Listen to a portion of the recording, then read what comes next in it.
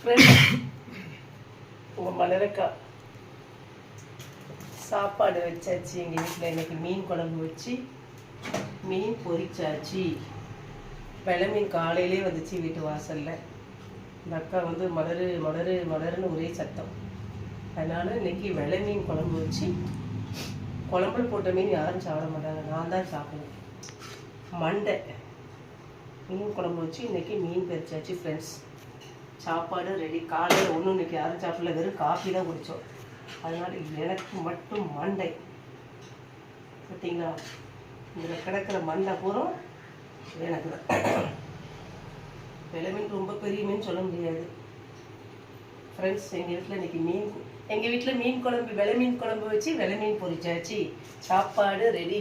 Friends, சாப்பிட வரீங்களா? சோறு வடித்து மாம்பழம் இருக்குது. மாம்பழம் வெட்டி, எங்கடா மாம்பழத்தை? கிளிமுக்கு மாம்பழம் கிடையாது, சின்ன உருண்டை மாம்பழம். மாம்பழம் வெட்டி சாப்பிட வேண்டியதான். ஃப்ரெண்ட்ஸ், உங்கள் வீட்டில் என்ன குழம்பு கமெண்ட்ல சொல்லுங்கள். எங்கள் வீட்டில் வெலை மீன் குழம்பு வச்சு வெலை மீன் பொரிச்சாச்சு.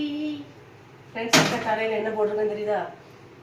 சின்ன வெங்காயம், தேங்காய் பால், வெந்தயம். நைட்டு வெந்தயத்தை ஊற வச்சுட்டு தேங்காய் பால் எடுத்து சின்ன வெங்காயத்தை வச்சு பேக் போட்டிருக்கு. முகத்துல ஒரு அழகு எண்ணெய் போட்டிருக்கு. இதுதான். இப்போ மண்டையை நல்லா சாப்பிட்டுட்டு அலசிட்டோன்னா ஃபியூராக நல்லா கண்ணுக்கு கூலாகும்.